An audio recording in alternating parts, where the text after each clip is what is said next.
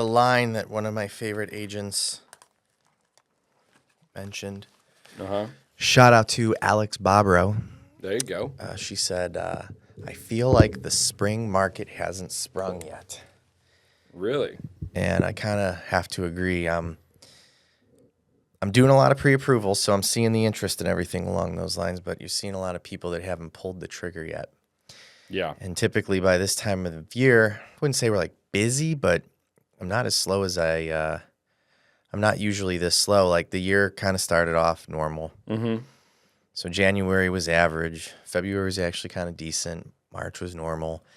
And April looks like it's going to be a little slow, which is unusual for a spring market. But that is. Again, I always feel like the lender is kind of more of the canary in the coal mine, given the prediction as far as like what's to follow. And unfortunately, the good news is I'm seeing a lot of people that are interested and they're taking applications. So that's good. That's good. So that means future could look better. Right Yeah. now it's just slower. It's just a lot of people that seem to be, I don't know what they're waiting for. Because normally I could tell you, everyone's waiting for rates or what but that doesn't seem to be what's going on. So this week is spring break, which is a thing down here in Texas. It's not really a thing in Ohio. Really? Yeah. I never noticed it until I moved down here. Because, I think it's because right now in Ohio it doesn't feel very springy. Oh, it's not and warm. A lot of people in Ohio don't have a ton of money to travel. So there's not this spring break vibe that you get down here where it's really warm, it's warmed up, and it's not super hot. So I feel like a lot of people go out and do their thing. Well, also too, South by. Yeah. South by is a huge thing right now. Mm-hmm. And that's where the Austinites don't go outside. Yeah. We're just we're going to stay. And if a band, if I like, is playing, or if the movie events or some new movies coming out, we'll go. But then we're in and out. There's a task. We're getting in and out real quick. Well, and I'm talking to a lot of people and clients, like I said, that are, I'm on spring break right now. I'm, wrangling the kids. Okay. Yeah, and that is such a thing, too, with parents, because, there's a couple remodels we're waiting to start. And literally they're like, oh, we're on spring break, so we're going to, postpone until, it gets closer and stuff like that. I'm like, oh, okay. Well, we're ready. And I was like, oh, well, we're dealing with the kids, so we're going to wait until after they go back to school. And I'm like, all right, whatever. Let me know. Kids ruin everything, man. That's what I keep hearing. But everyone's like, have kids. It's fun. It's the same thing I've heard in business. Right. Be a business owner. It's fun until you get in the middle of it, and you're like, shit. Right, right. That's what people would say about me. It's like, buy a home. You'll love it. Then they call me, and they're like, what did you do? But then when they sell it, they're happy. So what's new? What's new with you, man? Man, so much, So much has been changing in the past month. Tell me about it. Crazy. So, one, we got some big projects finally going. We got some things moving on. We got, newer clients are starting to start with us now. We got a whole bunch of cool stuff, man. One of them is we just finished a backlit job that is a center island. Beautiful. Came out very well. They even upgraded last minute to do the app so that way they can start getting onto the smart home applications, and they want to slowly start building into this new smart home thing that's been growing nonstop. We got them going on just the center island, and then after that they're thinking about doing landscape lighting and getting it on a smart home application. And so smart home is starting to pick up for us. I don't know about anyone else, but it seems like the smart home boom is starting to come back.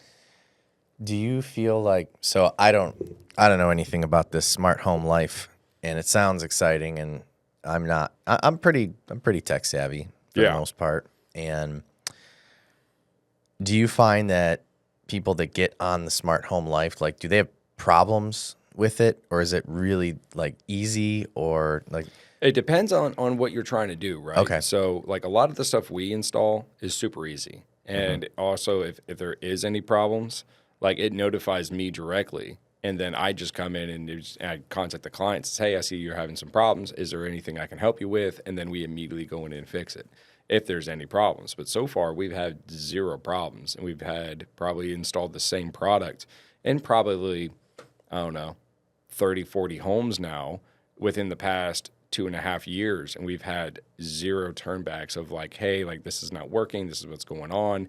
We've only had, if anything, the past maybe 5 years, maybe 2 of them come back and say, hey, the wireless switch ain't working. I was like, okay, cool. Turns out the watch battery that's in it, because it's been sitting in a box for who knows how long, just watch battery went out. So we went there, replaced the watch battery, and they're good to go. But other than that, we've had 0 problems. I mean, shoot, the one we installed at your house is actually basically borderline smart home, we just don't have the brain set up. So once we get the brain set up, then you can add smart home switches throughout the house, and you basically are right there at a smart home. Can I turn the lights on with my phone? Yeah. Can we do that with that one? We can. We just need to put the brain in. Because, like, here's an example. You ever use the, like, Sonos speaker system? Yeah. It's, like, such a great concept, right? So you plug in these speakers, but they're hardwired, right? Which is cool because, like, you never have to charge the battery or anything. Yep. And you download the Sonos app, and it's all on Wi-Fi, not Bluetooth. Yep. So the quality's really good. But I still find myself carrying around a fucking Bluetooth speaker into every room and not really messing with the Sonos because it's just, I don't know. It's like, it's more affordable. Well, it's definitely more affordable. Yeah. But at the same time, I guess what I'm getting at is like sometimes something that just seems so techie and fun once applied. Like, I could totally see having a smart home system, but still, you like using my light switches all the time. Yeah. Well, I mean, I think once you actually experience a smart home, yeah, I think once you experience it, you're like, man, I kind of like this. Like, for us getting trained on the smart home system, we actually went into a business, which is Legrand, that actually invited us to the smart home that they actually did. And basically, once you experience how it works and the ease of basically like, when you walk into a room, right, you normally always look for the light switch. Yeah. Well, what if as soon as you walk into the room, it already knows what you want and it turns on? I like that. I'm thinking more of turning lights off. Like, I would love to, like, get into bed and just be like, turn off all the lights. And then every light in my house is just like, bam, off. And what's great about that is that most smart home capability products out there, like the more nicer ones or even like the mid-grade ones even, they're all not trying to be its own app anymore. They've learned that the Alexa, they're not like Apple? No, they're not like Apple. So basically what happens is that they're willing to assimilate. They immediately, basically, they're just like, hey, look, we know another app on your phone is annoying as shit. So what they do now is that they actually communicate to whatever application you want it to. And then it immediately just says, oh, you use Alexa, cool. And immediately when you say, Alexa, turn on my lights. And then they know, oh, okay, you want to turn on living room lights. And it immediately just starts turning on. I didn't even think about the voice command. Yeah, I'm just thinking about grabbing my phone, kind of like the Sonos idea. And then always go on your phone and do that, right? Yeah. Now think about it as you don't even need the phone anymore. And just if you have an Alexa in the room, just be like, Alexa, turn on the bathroom light or whatever. Yeah, turn on the bathroom light. Or at that point too, if you set scenes at certain times, like you have a certain schedule that you live by. Right? Yes. I live by a certain schedule. I wake up at 5 a.m. to go work out. So I know that my bedroom lights will turn on by 5:10 because my alarm probably doesn't. I hit sleep a couple times, and so by 5:10, my bedroom lights would turn on at 20%. My bathroom lights turn on to about 30 to 40%, and I don't have to even touch a light switch.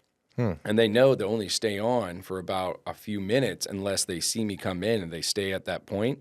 When they see me leave, they turn off. That's cool.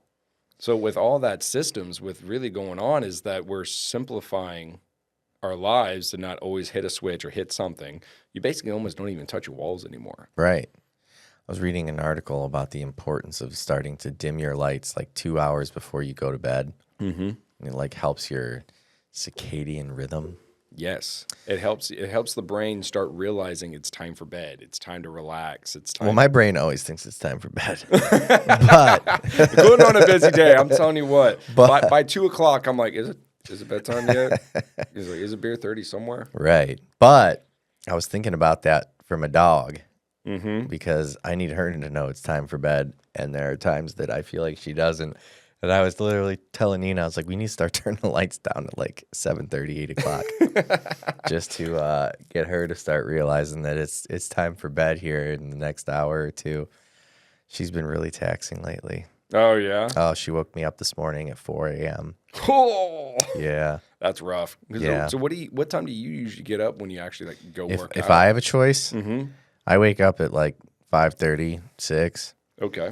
So because I wake up so early, it's kind of a problem when she gets me up at 4, because then like she just refuses to leave me alone unless I feed her. And, you know, if I kick her out of the room, she's going to cry. And like, I'm not a light sleeper, but I just can't sleep through her whining. So I woke up. God, I'm getting tired thinking about it. I woke up at 4 a.m. and I fed her. And then, of course, I couldn't go back to sleep. And then by the time I was kind of like getting a little drowsy and ready to pass out, it was like 6. And then I got up to, you know, get in the gym and do all the things that I normally do. So, yeah, I woke up at 4 this morning. Oh. Yeah. Yeah, I can tell because that will tax anybody. Yeah, well, I had this phase where I was waking up every morning at like 5:30. Mm-hmm. It was just too hardcore. I was going too hard, man. Yeah, I just really too was. much. Yeah, it was too much. And I think like 6 o'clock's the sweet spot. 6:30's like, Good. but I find myself like if I make one misstep by waking up at 6:30, then my day's kind of like a little hectic. Oh yeah, because then you just like 6:30, everything's got to go just right. Yeah, and I like a little bit of leeway in my day, and so that's the whole reason why that I think a smart home system actually helps me get up. Yeah. Because like if you imagine if you need to get up at a certain time and you set a schedule, it's like all right, this day is really important. I need to wake up. I'm very sensitive to light. For sure. And so for me, as soon as the lights turn on in the bedroom, I'm like, oh, okay, I got to get up. Like, I got to go. What's a smart home system going to set somebody back financially? And I know that's like, well, you could spend a bazillion dollars, but like, is it affordable? Let's start there. On the affordable standpoint, you can get one. I mean, shit, with just the product, it's $2,500. Okay. In a very small home, and get the essentials. So Okay. like the bedroom, the kitchen, the living, and the dining. Okay. Right? Maybe even add in a TV room. And you called it the brain. You're basically just like hooking up a little like brain to that light. And then is there like an iPad or something? No, it's your phone. So the phone, basically all you have to do is once it's set up, it's set up. It runs its own system. It does whatever it needs to do. It's nothing that like you have to have a tablet or something that has to hang on the wall and then you set it up. There are higher end systems that have that to where they have a tablet on the wall and then they have certain switches in certain areas to where you can constantly mess with it.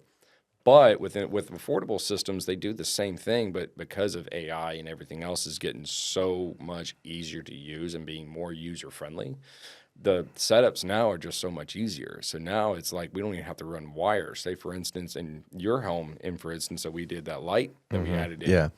The light switch, the actual physical wired switch, is in the attic. We didn't have to run all that extra wiring down, and then you can run that wireless switch anywhere in the house. So imagine 3-way switches on staircases that only had one switch ever put in. Now I just put in that wired switch, put the wireless switch up top, and then you just tell that wireless switch, when this switch turns on, you turn on. When I hit this button up here for the wireless switch, it turns off. Gotcha. So it basically ables to communicate without really doing anything with it. And then we have scene selectors that are 4-button scene selectors. With those, say you have at least 3 switches in your home. Say you're cooking dinner and you're starting to work on a few dishes, right? Yeah. You can hit the number 1 button, and that number 1 button basically turns all the lights on so that way you know you can see. It's like task lighting. Task lighting. That's what we talked about last time. Yeah, you get the task set up to where you're cooking, you're seeing, you're being able to do stuff. And then, for instance, you're starting to set the table. You can hit 2, and then all the lights start dimming down to what you previously set up. Once it's set up, then it's just like you really don't have to do anything. You just hit number 2, the lights dim down. Now you're having dinner, you're hanging out. So you have a little get-together. And cooking's already done. You can have 3 and have it dim up a little bit, dim down a little bit. Whatever the setting is, you just press the button, and it activates the scene that you want without even doing anything. And so if you're just installing the brains really you could, like what's a brain cost? One brain, $100. $100. So yeah, it's really just about how many lights do you want, and then it's just install. Mm-hmm. And installing those things, again, it's like paying another electrician to swap a switch out. Yeah. You leave the wiring the way it is. You just install the switch, install the brain, and you're done. You can even do smart plugs to where like all of your lamps next to couches start turning on and off throughout the smart system, just based off of instead of a smart switch, it's a smart outlet. We need to start doing more of this. I need a smart house. Yes, you do. I'm telling you, smart homes are, and I know for like 2 years ago, smart homes were like so scary because it's like, oh, it's going to be expensive. It's this and the other. Well, now time's gone on, and all the higher end homes, it's kind of like what I've noticed in the trade is that the high end homes get it first. Mm-hmm. Then once it becomes a norm, the budget homes and the custom homes start getting it as a normal package. And that trend is starting to happen. It's starting to be a normal thing that we're installing every day on new built homes that aren't even high end luxury. They're just our basic custom or spec homes are starting to just have smart home capabilities because it's starting to be a norm. So that means the affordability is starting to roll downhill. Yeah. So, and it's being a huge aspect in a lot of different things, including some homes now that I've noticed on one architect that bought a home recently. He was like, hey, is there a smart home in this? And they were like, well, no. And he was like, okay, that's fine. I got a guy that will install it. And that's so cool. It's starting to notice a trend in some people buying homes that are starting to get into, is this smart home or not? And I don't know what you guys are finding out, but we're starting to see that from even like new installations of just doing smart homes. Yeah, that'd be more a real estate agent question than me. I don't ever really talk about features like that with the financing stuff, unfortunately. Yeah. But I'm gonna start asking agents more about stuff like this because I think it's interesting. And then, the other thing that I've talked with other electricians that I'd want you to touch on because I'm seeing more of this now is like, changing out panels and everything along those lines when people are buying new homes. We had a transaction where you changed out the panel. Did you get an opportunity to look at the panel in my house? I did. And what are your thoughts on that one? It's old. It's really old. It's really old. Yeah, I know. I told Nina. It needs a little bit of a spritz. I was like, we need to get a new panel because, we're planning on staying for a little while longer, but there's grandioso plans of selling that home, and I know that I feel that is going to be like the number one thing that we get our balls busted on during inspections and stuff like that. So for people that are thinking about buying and selling, mainly sellers, I guess, what are some of the things that a seller needs to consider when it comes to like a panel? And because the inspectors are notating them, so let's start from there. 24/7. So the inspectors are notating them. Like, what is it that when an inspector goes in? So, because again, I would, most homeowners don't know anything about electrical. Yeah. They see a, panel box, and as long as it's got breakers, and they know it's not knob and tube, they're like, all right, I guess that looks about right. That looks about right. And then the inspector comes in and kind of goes, hey, the panel could use a little bit of an update or a spritz, as you put it. What is it that the inspector's notating specifically, in electrical terms, and what does it mean to the buyer? So a lot of that is when they inspect a home, they do what most inspectors do is they start with their right hand and they go through the entire home and figure out, are plates on, or when they put their tester in there, is it properly wired? Does it have a ground? Does it have a neutral and stuff like that? So you can get those testers for like $20-$30 at Home Depot and just go through your home and like make sure that like, all right, this is properly wired. This is like, as long as it shows the indicator on that tester, it's good. And then GFCIs, and if you go into a bathroom, kitchen, and some living areas are starting to put arc fault GFCI combos. If you hit the button and it trips the breaker, it's good. That means that the wiring on that breaker is proper.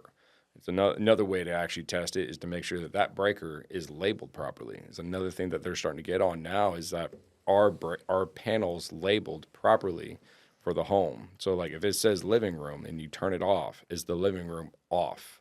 It's another thing they always look at. Another thing is that dates on panels, because some of the homes that are being installed now or even older homes, how do you know the age of a panel? It's another thing that a lot of people don't understand. Age of panels, you're going to have to look at what is the switch on the breaker look like. If it's colored, like the actual like flip switch on the breaker, if it's colored, immediately know it's old. Everything else is kind of like, if you have a lot of slim breakers, it's an old GE standard. If the bunch of your breakers are slim, that usually means it's a little bit older. So which is weird that I'm saying old, because that's like early 2000s. Right, but that's 25 years ago. Not a lot of people are thinking that early Right. 2000s, mid 2000s is old. Slim breakers are now starting to be that they're older. Yeah. And now that ABB bought them out, which is a company overseas that is now coming into the U.S. market, they're trying to be the new U.S. standard, which General Electric was, which is GE. And GE was what we called in the electrical trade, the kind of like the redheaded stepbrother. They're just the cheap breaker. It works. It works really well. But with the slim breakers, they tend to fail more often. And so what ABB came in and did is started cleaning those out and created a new generation of it that worked better, but also they're no longer slim. They're actually a single breaker that has two sections that is separated within a breaker standpoint. So we're seeing more, just kind of, again, I'm thinking from the home side of things, where anytime someone's buying a home, what's going to create kind of a point of contention in a used home. Right now, if you had to ask me, it's the roof. Yep. Right? Number 2 is going to be the foundation. But we've been seeing more stuff with electrical. So again, going back to the majority of the people who are dealing with this stuff kind of don't, the seller and buyer both. Yeah. 9 out of 10 times don't really know what the heck's going on. Yeah. So you kind of just pointed out some things that an inspector is going to point out, but like, what does it really mean, right? Like, why as a buyer? Because the buyer's just basically looking at an inspection and an inspector's saying, well, like, we kind of see this is not hooked up correctly. These breakers are kind of old. The panel's 25 years old, and da-da-da. But what does it all mean? Are we like worried about a fire? Yeah. Is that what it is? I mean, is that the main concern? Are we worried about just things not turning on one day and a repair guy having to come, or is it all of the above? Like, what are the concerns to a potential home buyer when an inspector notates like an old panel with old breakers? Like, what's the possible repercussions to them? The potential is that what ends up happening with old breakers or old panels or even old switches and stuff like that, when they notate that, they're saying that it's a potential hazard. Is what any time that the inspector inspects a home, it's inspecting a potential hazard. Okay. And that's what they're trained to do, is look for those hazards. And are we talking fire hazard? Potential. Are or we talking potential like of not somebody working. getting shocked or not working? Not working. And with inspectors, not a lot of them are actually licensed professionals. They're actually Most trained of them, to just are look not. at certain things. Right. So what they're doing is that they're trained to be like, if you see this breaker, if you see this style, open up the panel, look at this, look at that. How's the wiring? Does it look pretty? Does it not look pretty? And sometimes, too, I've even seen that inspectors look at the panel. If it's not pretty looking, they're just say, needs a rewire. And sometimes I've even looked at it and be like, I mean, sure, we can rewire this, but that's what happened with our house. We had an electrician look at it, and it's an ugly wire job. Yeah, and he was like, I mean, we could rewire this, but it is done correctly. It just looks like shit. Yeah, and which is funny is that our electrical code says that it needs to be. What is the proper saying for it? I'm also trying to dumb it down. It needs to be in a proper mannered work. So meaning that like work needs to be properly done and look professional. Right. And that's the only gray area we have in the electrical trade is like, okay, well, I can technically in code, I can run a wire from this light to that light and only strap it twice, but it's going completely north instead of like looking like a wiring grid. Right. And most electricians wired like a grid, straight lines, and this, that, and the other. But then I can go completely sideways, and the code says that's up to code. It's strapped. It looks well. It's in the box. There's no wires hanging out. Everything's properly done. It's code. So Right. it's perspective. So what they're doing is they're training these inspectors for a perspective of what they're saying needs to look a certain way. So if you open up the panel, one electrician's going to be like, yeah, you could probably do it, but it's wired properly. Everything's working. And then you get another guy that comes in and is like, oh, no. We have to redo this. This is a rat's nest. It's a gray area. And so that's why with inspectors, when you get that, don't freak out. Some of it is probably, I would hate to say, but 60% of it is probably perspective. Is there anything exciting? So let me define what I mean by excitement. Yeah. Like I always say, like one of the most unexciting things to get brand new in your house is a hot water tank. Yeah, that's not very exciting. Because it's not like when you have a hot water tank that like your hot water, like it's not like you want hotter water. Yeah. You know, you're like, I just want to be able to control the temperature of my water. And it's not like you like look at your hot water tank and go, ooh, yeah, that looks good. That's a good looking hot water tank, right? A hot water tank is designed to just do what it's supposed to do. Yeah. Because like I would argue that even a new roof is exciting. You know, there's a little bit of curb appeal to it, whatever. Yeah. So I think hot water tank might be one of the most uneventful things. I'm sure other people out there will comment about something. But is there anything exciting that you could say to a homeowner about getting like your electrical panel completely updated? Is there anything that you would be like, hey, by the way, you're going to notice this now? Yeah. Or is it like getting a hot water tank? Well, so you can do, and so in my industry, there's a couple different things you can do now, right? So before it was like electrical panel, yay. Like before mine was painted, now it's not. Now I got to look at this ugly gray panel, and it's just like you know it's upgraded, and some things may work better, some things may bring up problems, and a lot of people are kind of scared to even touch an electrical panel because it's like it could potentially bring problems that weren't existing before, but it was probably because the breaker was failing, and now we brought this up and we fixed it, and now it's becoming a potential hazard, or not a potential hazard, is just now I got this headache. Right. And so with what we do, which is great now, is that we have a potential to where I actually have access to a panel that is now, one, already paint rated, and it's painted, and it has a glass front, and the panel actually looks good. I have designers asking for the panel because it looks good. They can put it in the garage, and it blends with the garage because most garages are white because that's what drywall and some of the stuff that they do for like primer in the garages, they're all white. And so now this panel blends in. And on top of it, it's smart home compatible, meaning that you can control your breakers. Your breakers can actually say, hey, your AC is running way too much during the day during this time when no one's home. We're going to actually limit how much power that AC unit gets, and it starts saving you energy throughout the home, meaning like some lighting circuits are staying on longer, or it starts recognizing what you're doing in your day-to-day. And not only does it look good, it helps you save money on your electrical bill, and that it'll actually program to what you want. So say if you have like outdoor lights and like, landscape lighting, it'll actually turn on the landscape lighting from that panel once it's scheduled. And so your landscape lights start turning on. So when you drive up, it notices and it starts turning everything on for you, and still saving you money with, all right, well, the landscape lighting doesn't need to be on right now. We can actually just start turning these things off and start doing saving you money in these aspects because everyone's in bed. I gotcha.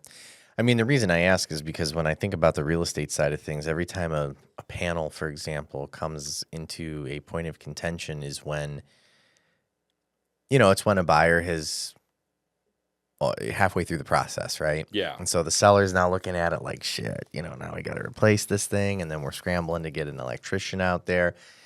Whereas like other things, other home improvements, a lot of times homeowners will do them before they even list the property because they know that it's going to be a point of contention. And if it's done ahead of time, I kind of noticed that, like, the process is just a little more seamless. There's just less stuff to complain about. Yeah. And so going back to electrical kind of being something that a lot of people don't know about, I kind of feel like, because the person who's kind of pricing the properties are really the real estate agents, right? And Yeah. let's face it, most real estate agents don't know anything about electrical. Absolutely. And I'm just wondering, because like I'm legitimately in this position where it's like, do we roll the dice and in the back of our mind know that there's a strong possibility that we are going to be asked about the electrical panel, or do we spend the money up front and like brag on the electrical panel? But then you're like, hey, it's a brand new electrical panel. How many people are going to be like, ooh, I like that?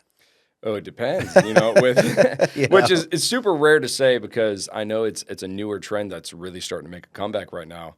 But not a lot of people like to look at an electrical panel. Right. No one even cares about it. I mean, it's been something that no one just gives a damn. Right, but then the inspector notates it and they act like their house is going to burn down tomorrow if it's not completely replaced. Oh, absolutely. So with that standpoint, I mean, really think of it like that could be something to where it's like, hey, look, we already replaced it. You don't have to worry about this. And, the inspector already looked at it, and here's the problems. Electrical panel and all your electrical needs are already done and taken care of. I will say in my first house, I had knob and tube wiring, and I replaced the entire panel that was knob and tube and had the whole house rewired. Mm-hmm.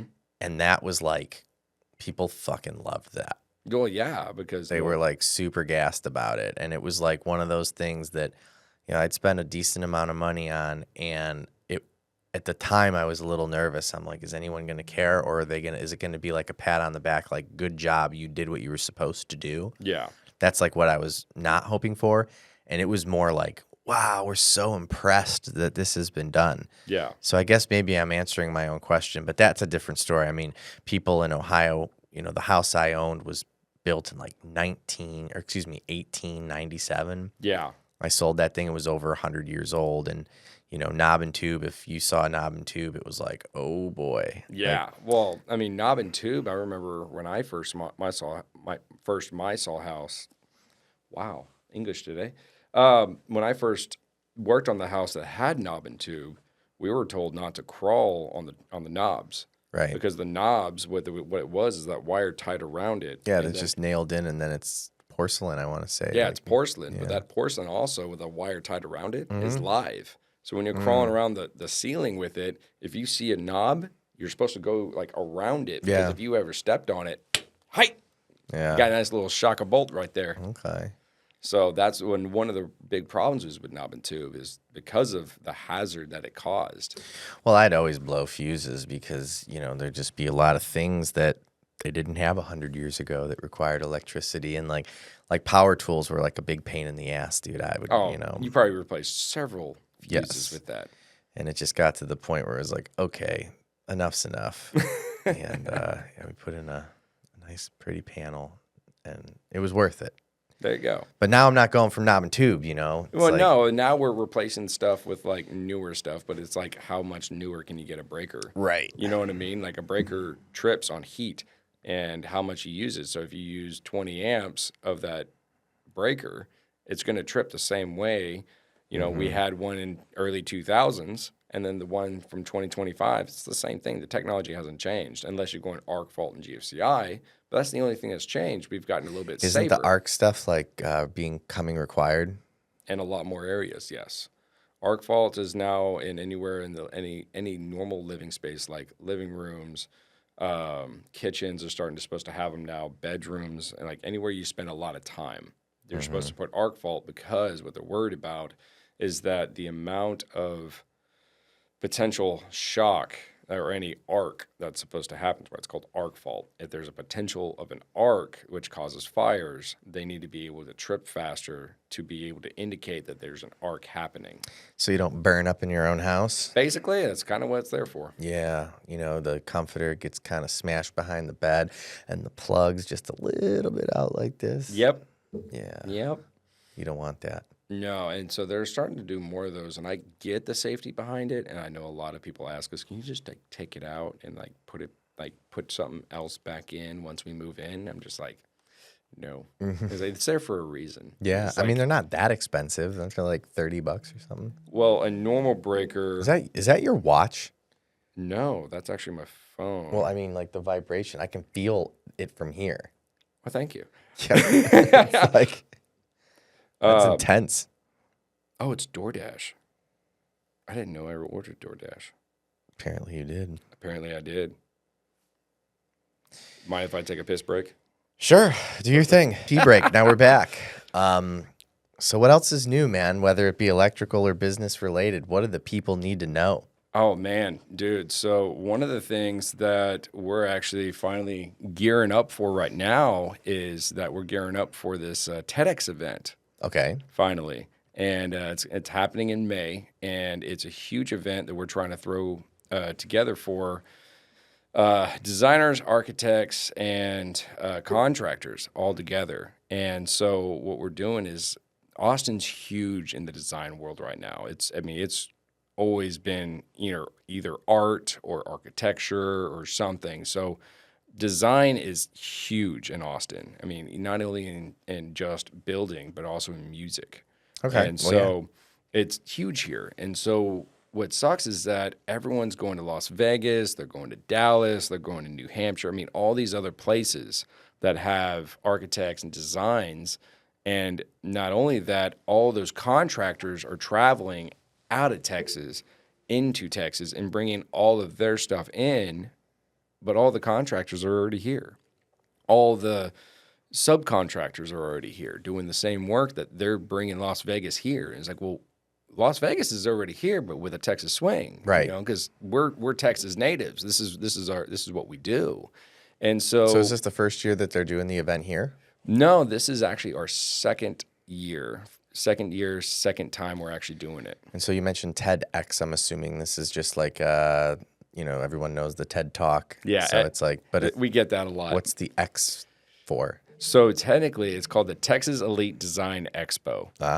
And so that's what it actually stands for. And so basically, we have all the elites of the elites that actually do the work that's quality, high end, and it's already here in Texas. And so basically, we're bringing all those people into one spot so that everyone can meet them, mingle. It's basically just a big, giant event for just businesses to mingle and figure out who's out there doing extraordinary type of work. And we're finally getting that going and getting it coming. Is it open to the public or is this just for... To the public. Okay. Yeah. And when is it? It's going to be happening in May. We're finalizing dates within the next week or two. And so... Well, let me know because we'll make sure we promote it, right? Absolutely. And that was one. Do you know where it's going to be? Yes, at Andalusia Studios. Where's that?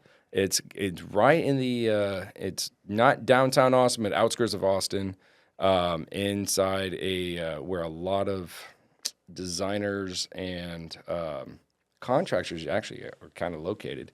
But it's in the outskirts of the Austin area. Okay. But still downtown, but not proper. Just right on the outskirts. So that means you miss all the traffic when you're leaving. I like that. Are we talking north, east? North. Probably North Austin. Okay. Yeah. And Andalusia Studios do amazing work. Shout out to Andalusia for allowing us to even be there at their beautiful location. I want to go.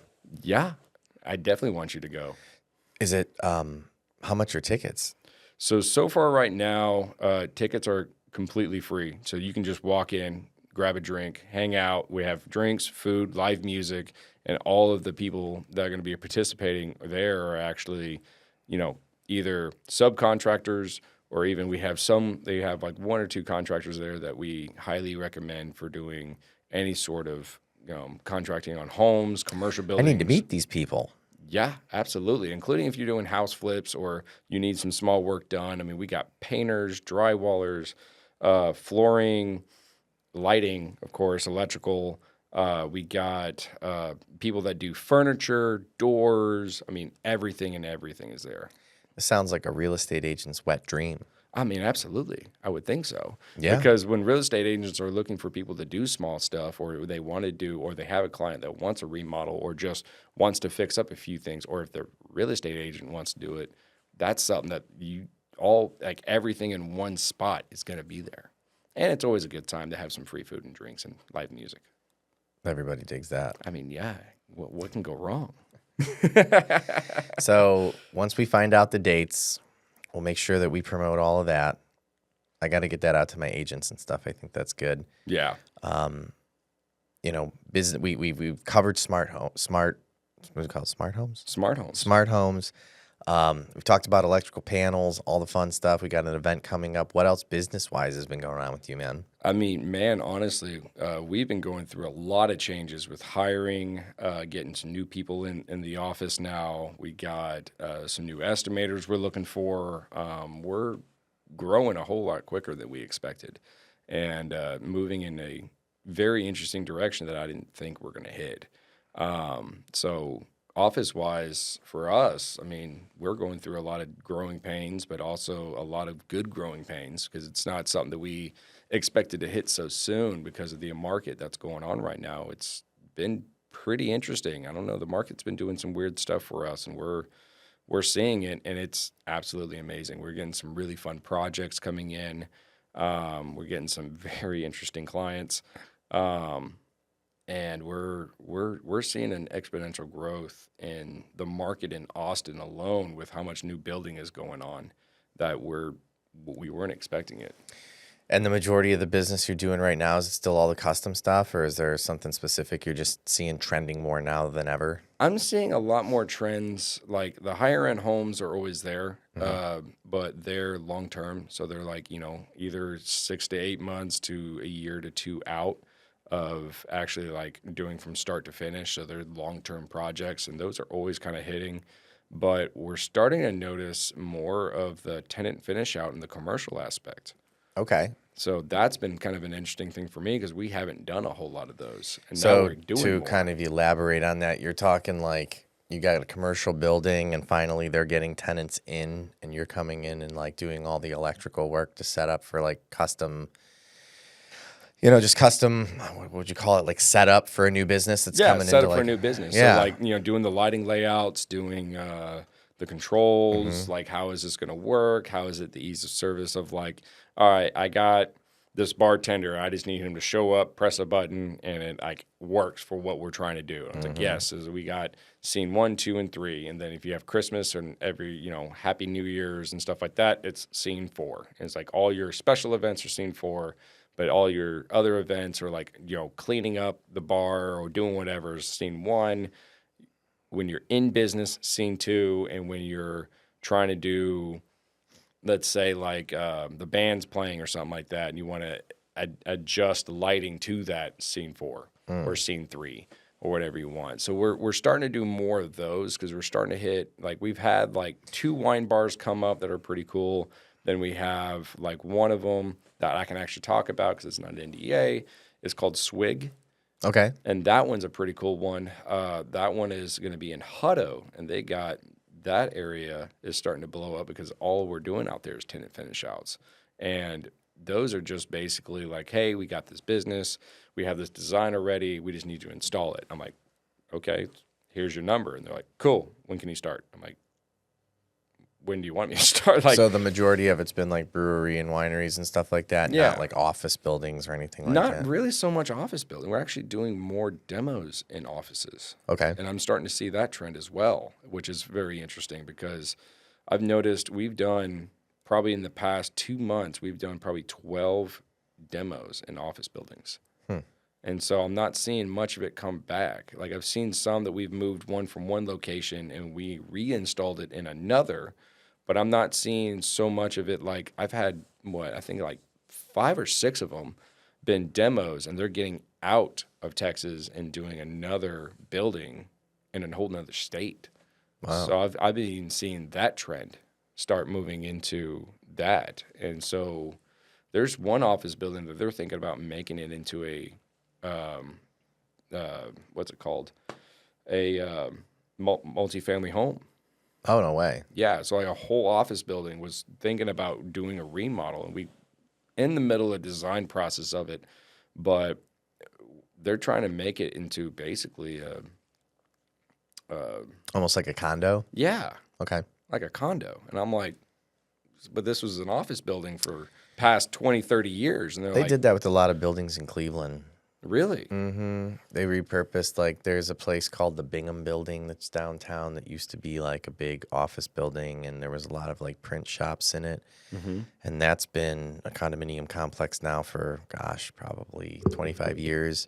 And then there's actually another one. I think these are apartments, though. They took an old high school that was really close to downtown in Ohio City.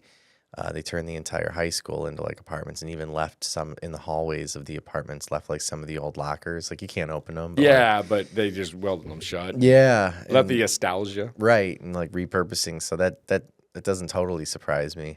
Well, there's this one place in Texas. I don't want to say it's Fredericksburg. I don't know where. But I saw a video hit my feed that they actually repurposed it to be like a small mall. Like, they have like a food shop. They have a small bar. Oh, that's in Taylor. Yeah, that one. I've been there.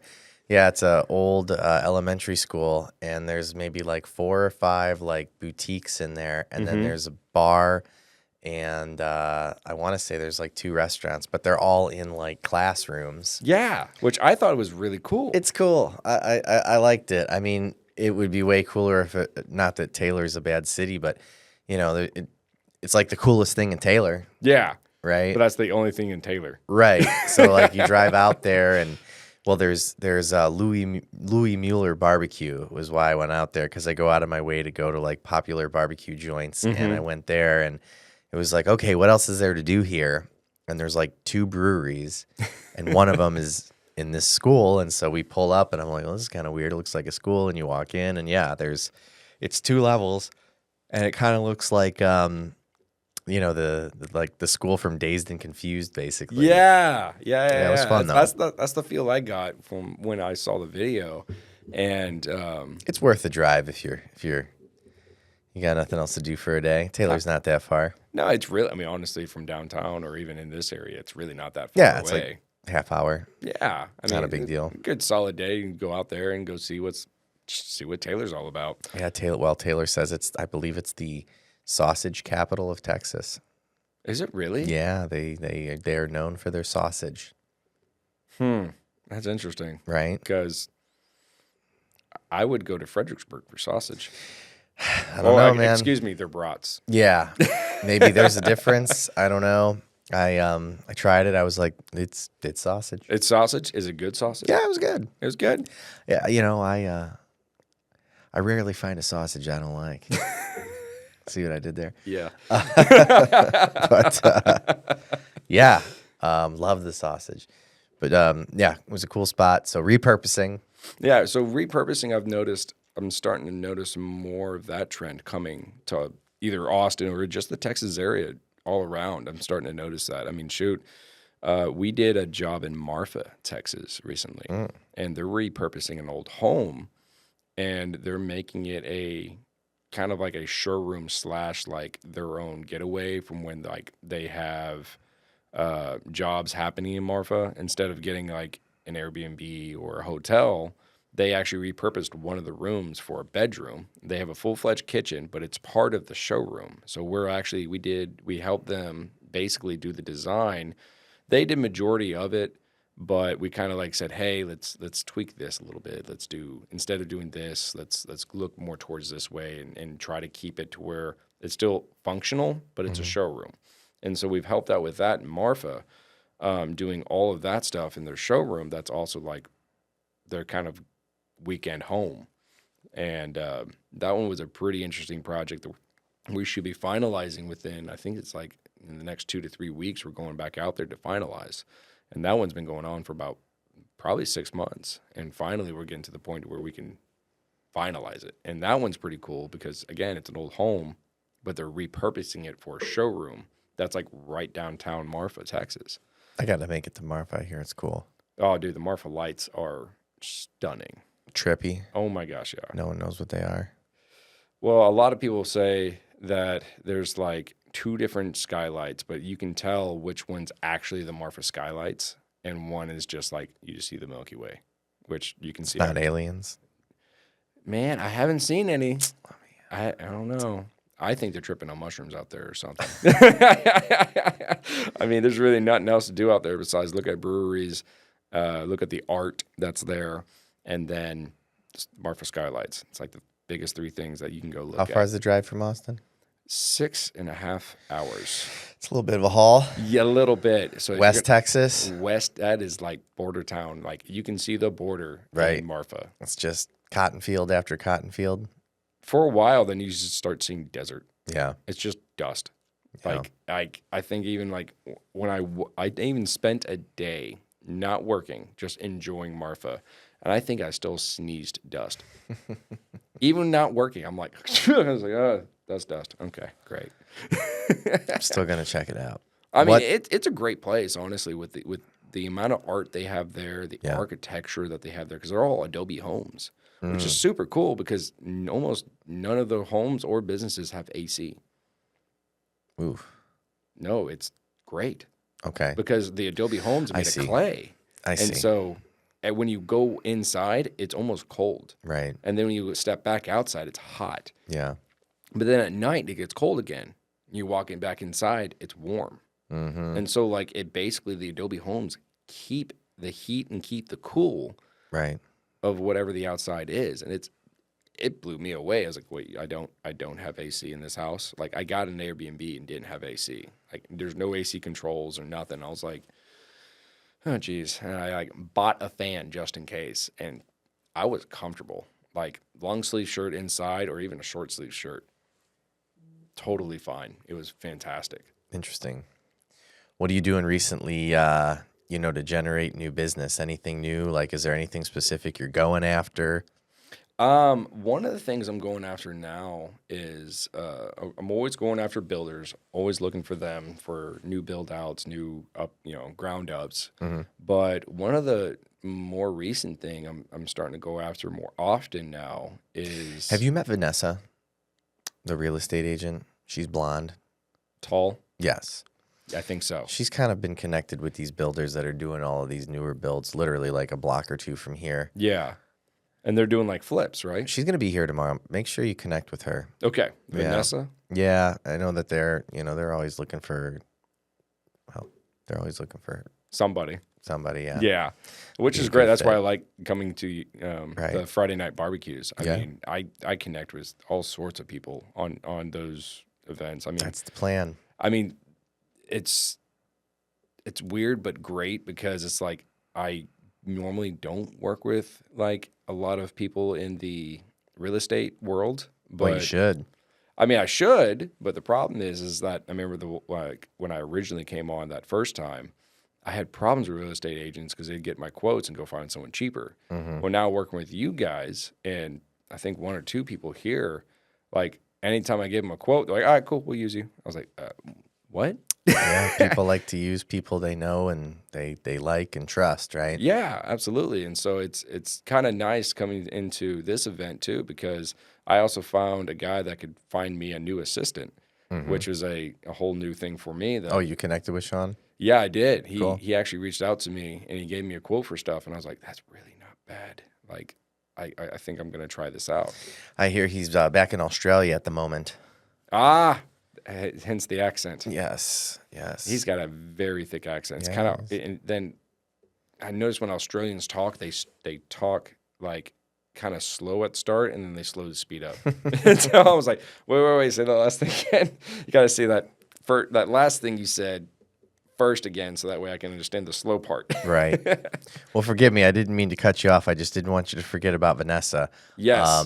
You're always going after builders. What else are we doing to generate new business? So we're generating new business now with obviously doing the podcast, and we're starting to hit the online marketing more often. So we're actually adjusting our marketing now into going into the online presence. And we're starting to hit more of the homeowners wanting to do some small projects around their home, either like adding some lighting or doing some trick stuff, or we're starting to hit as well, not only some homeowners now, but we're also doing more interior decorators. I'm starting to hit more of those recently. I can see that. And interior decorators now are getting us to start building light fixtures. Interesting.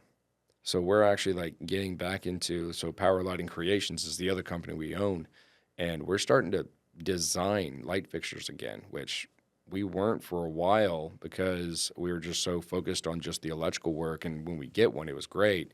But now we're building light fixtures again, which is really fun. I enjoy it. I enjoy building someone that, is like, I've scoured the internet. This is like, I've seen this thing on like, so many people have said this is such a cool light fixture, but yet it's no longer built anymore. What can you do? And I was like, well, I can't copy it directly because there's usually someone out there that says, oh, I built that, and it becomes a lawsuit.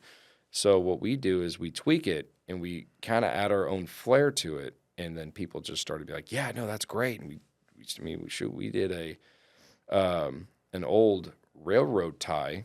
And then we got, because again, we're lighting designers and we don't have like a rep firm that we have to go to, so we can use anything worldwide. Right. And so rope light, I mean, you've probably seen old rope light that had a bunch of like diodes and there's always sections dying out. Now they have a new thing to where it looks like basically a long rod that looks like just a pure rod of light. With no diodes, none of that. And I can actually sling it like a rope light. And we've made it look like where the railroad tie has a bunch of lights hanging from it in sections, and we can adjust it and then basically restructure it to the railroad tie and make it look like a light fixture. That's cool. And so railroad ties aren't light though. How do you hang that fucker? Well, so a lot of aircraft cable. Yeah. But what's also great about that is that because we've done fixtures like that before, we've hung so many fixtures that we actually got aircraft cable that's able to handle the railroad tie and actually sees it into the top of it. So now it looks like it's just a dark string hanging down, and then one side has the cord. And so you really don't see the actual cord hanging down, but you could hang from it. Right. A 200-pound man can go up there and hang and probably do some chin-ups on it. But, I mean... Not recommended, but I hear Not you. recommended. You could, but not recommended. I wouldn't say that. Most of the fixtures we build. But, again, like it looks like the railroad tie because we adjust the amount of weight to it. The railroad tie looks like it's just floating because the aircraft cable is just so thin. Yeah. You don't even see it. It just looks like it's a floating fixture. So it's just, we're starting to get into some cool stuff like that too because of the interior decorators. They're always looking for something really cool and one-off. Yeah. And so we're starting to build more of those now, which is something that I really enjoy. And then also with that, because the electrical side of the company, we install it. And then we get into the smart home stuff again because with wireless switching, and we can get that one fixture to work off of a wireless switch that we just put up in the attic space. And then it's like, all right, well, here's your switch. Where do you want it? He's like, you're not going to run wire? You don't have to like tear up drywall? I was like, no, it's ready to go. Yeah. It's basically like a remote. And if you have a smart home, then you're totally good to go. Oh, then you're totally good to go. If you already have the system, then it's like, add this to your system. I like that. I dig it, man. Anything else that we need to know? Really and honest. What do we need to get out there to the people who here's a good one. Here's what I want to know. Okay. So we've talked about interior designers. I think that's a great one. It's a great call to action where, we want to meet with these interior designers. And one of the things that I've identified is there are a lot of, in fact, I have a name for you that I'll remind me when we're finishing up here. Okay. Is someone who is a real estate agent, but is more of an interior designer. And I'm going to definitely connect you with her because I find that there are a lot of real estate agents that kind of moonlight as interior designers. And so that's the first one, kind of a call to action to have interior designers kind of reaching out to Brian to do that. Is there any other industry specifically other than like interior designers, real estate agents, builders? Is there anyone else that you have found has been a good referral partner? Honestly, kind of like what we talked about before, it's, one of them that we've kind of been working with for a long time now is granite companies. Granite companies. So like, okay, countertop, stuff like that. Yeah, because of all the backlighting. I don't know anybody. I'm that guy. Like you give me a business and I'm like, oh, I know somebody in that space. I don't know anybody in that space. Oh, I have, because I've been doing a lot of backlighting with that stone coming up. Yeah. I have like 5 companies. I see it everywhere now that you mentioned it. Oh, really? Dude, we just finished one we're about to post up on the We were at the social. JW Marriott 2 weeks ago with some friends, and the whole, Yeah. like, it's all, yeah. I quoted that one. Is that right? Yeah, and they went with the cheaper guy, so I hope them the best. Yeah. But Had I known, I would have just walked right out of that fucking place. no, there's a lot of good electricians out there. All right, let's just say that. All right, I'll allow it. But not all of them are the same. So the biggest thing that I've noticed is that granite companies are now looking for electricians that can do a bunch of the lighting stuff that we do. But the problem is that most electrical companies don't want to do it. So we've been getting referred even from other electrical companies saying it's like, oh, we want to do backlighting. Can you guys do it? And he says, no, call Reynolds. That's maybe another good call to action, electricians meeting with electricians. Because I only know 2. Yeah, and the other guy's really good too, but Right. he also won't touch the same stuff I do. Right. He's even referred me to a couple things, and I've referred honestly him to some jobs that I just didn't want to touch. Right. And I have maybe him and maybe one or two other, one now because the other one went under. So only 2 electrical companies I refer jobs to that when I'm like backed up or I got something going on, I only refer those 2 for jobs because we work real well together. And sometimes if I have a big job coming up, I'll call 1 or 2 of those to be like, hey, I got a big job coming up. You mind helping me out? And they're like, yeah, absolutely. I got some time. Or, hey, you know what? Like, can we do it next week? And I was like, yeah. And so a lot of the electrical industry, you kind of fight over stuff, but I'm trying to do something to where it's close to where a bunch of electrical companies that just partner up because there's so much work out there. Mm-hmm. I mean, we can't get to all of it. You can't. If I won every job I've ever quoted, Right. it would be a monster. Sometimes it's camaraderie over competition.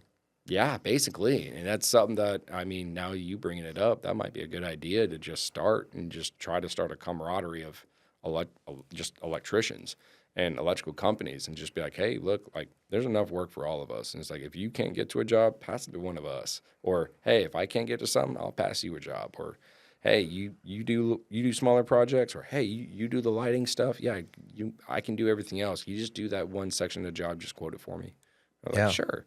So stuff like that, I think that would be kind of an ideal thing to do because there's a lot of electrical companies that have their specialties, but they don't want to do the rest of it because they know it's like, I just don't know enough about it. That's going to be too much of a headache. I'm going to get someone else to do that. All these big ideas right here. Dude, on the every podcast. time. Every time, man. And another thing, too, is that, and it's kind of a question for you, is that do real estate agents or people in that area, do they use interior decorators or do they, because like you said, like some of them even see themselves as interior decorators. So,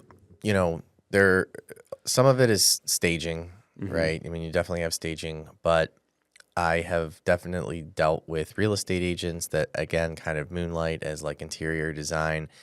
Their intention is ultimately to find a buyer, come in and kind of come up with ideas as far as what they can do with the property. And then, they're getting very heavily involved after the buyers purchased the property. So, for example, someone's saying, hey, we can do this with the lighting. If the buyers purchase that home, they're like, okay, well, who's your lighting guy? Yeah. Right. So they're almost kind of like general contractors, but more like design. Okay. So they the girl that I'm thinking of specifically is kind of, that's what she does. Yeah. Okay. Right. Gotcha. Yeah, because I've had a couple designers ask me, he's like, hey, who's your real estate agent do you work with a lot? And I was like, well, I use Ina right now. She's the best one I've ever worked with, for one. And they're like, okay, well, does she need an interior designer or a designer to come in and help sell homes? I'm like, I don't know. You didn't think of how that was applicable? Well, I get it. Because, again, that's not my era. Or that's not I get it. That's my thing. So I was like, that would be a good idea if that was a thing. Yeah. But I just didn't know. Definitely for the higher end market and for people who are purchasing homes with the intention of making improvements. Yeah.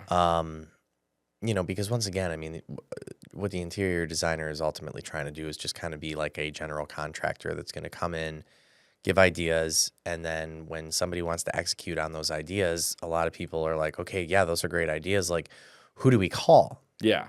Right? And because if you, as an interior designer, just come up with all these grand ideas and then say like, all right, great, here's a bill for all my ideas, now go figure it out. Yeah. That's not a good look. No, it's definitely not a good look. So the designers need to have the people that, that they like to use. Yeah, so that, they can say, hey, here's my cost, let me put a bid together for everything that you want done. Yeah. And that's the game. That's Gotcha. the name of the game. Yeah, and that's something that I definitely want to look into. Definitely is more interior designers, and definitely a whole lot more in the design world. I definitely trying to go deep dish into that. Yeah, well, I'll make sure I send you one. Going after other electricians, I think that's a good play. Anything else you want to get out to the world? I mean, I think that's it, really. All right, man. Well, it's always a pleasure. Absolutely. This is always a good time. Just a little over an hour, but I have to admit, I'm exhausted. I can Not because of you, because of my dog. Yeah, no, absolutely. But make sure you make it to the event tomorrow. It's going to be exciting. I won't even mention it because there's no way I'm editing this tonight. It will not be out tomorrow. But every Friday, we do a barbecue and mingle where we encourage anybody in real estate, all of the trades, everything along those lines to come over. I cook every single week, and I like to toot my own horn, make some pretty good stuff. But oh yeah, have everybody come through, and I can admit it's damn good. There we go. Do something different every week. We're doing a crawfish boil this week, but by the time this is out, if you weren't here, you missed it. But come through. It's good for business. What's with the following week then? I don't know. Normally we don't even pick what we're going to do until the Wednesday before, but we haven't done. So my favorite thing to do is pork ribs. Yeah. And we haven't done pork ribs in a while, so I'm probably going to do that. There you go. There it is, man. The people now know. Not this week, but the next week's pork ribs. That's right. Well, it's always a pleasure, man. I appreciate it. Absolutely. Thank you.